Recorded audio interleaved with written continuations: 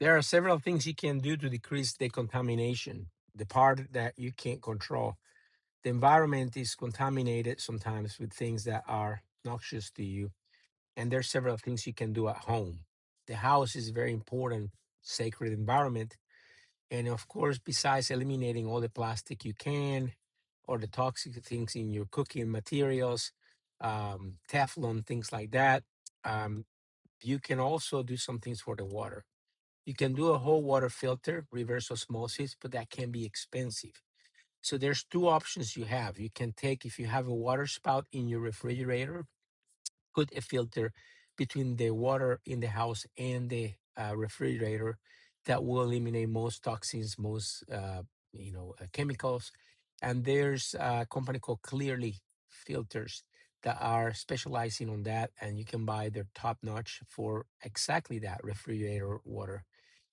You also can do a reverse osmosis under your sink in your cabinet in your kitchen, and that can also give you a spout with pure water that you can use to do many things. You can clean with that if you want to have spotless areas.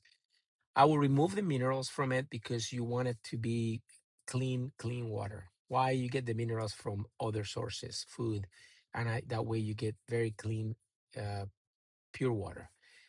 Reverse osmosis companies, there's one called Aspen Filters, and I found that was a very reputable one. There's multiple out there. Just make sure they have the certification in their filters and it's true reverse osmosis. Another option, you can do the shower. The shower heads are now coming with multiple different filters, uh, because you don't want chlorine in your skin, and if you can find one that eliminates BPA's and other chemicals, that is great. This is the one place that you don't care so much about minerals. If you have a glass door that is, you know, um, glass, you may want to just do one that takes the minerals away, but at least the chlorine and other compounds. So find one that is again a certified filter, test it, and there's several companies out there you can do that. So these are ideas that you can do to purify the water. You're never going to eliminate everything, but you can try to minimize it because you can control the environment in your house. And we spend a lot of time in our house. The last thing is the air that you breathe, and that's another very important, especially if you have a new house or new furniture. They have a VOCs and a lot of gases. You're basically bombarded. Not only can give you illnesses long term, but it can give you allergic reactions and other problems, respiratory problems.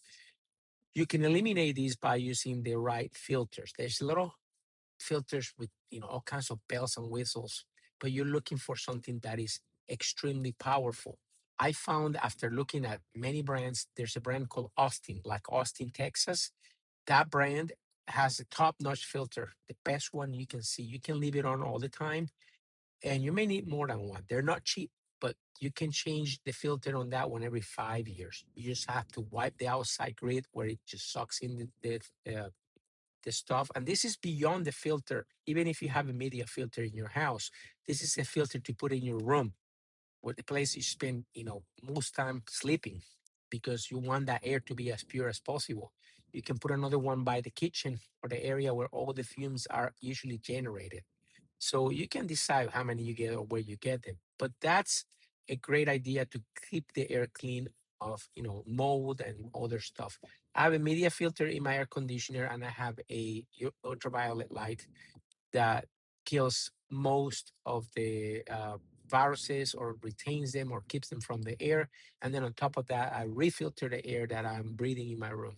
It may sound like overkill, but it's really not, because you're out there in the environment and you're breathing all kinds of things in the environment. And if you're home, you want that home to be as pure as possible. These are just ideas on the things that you cannot control.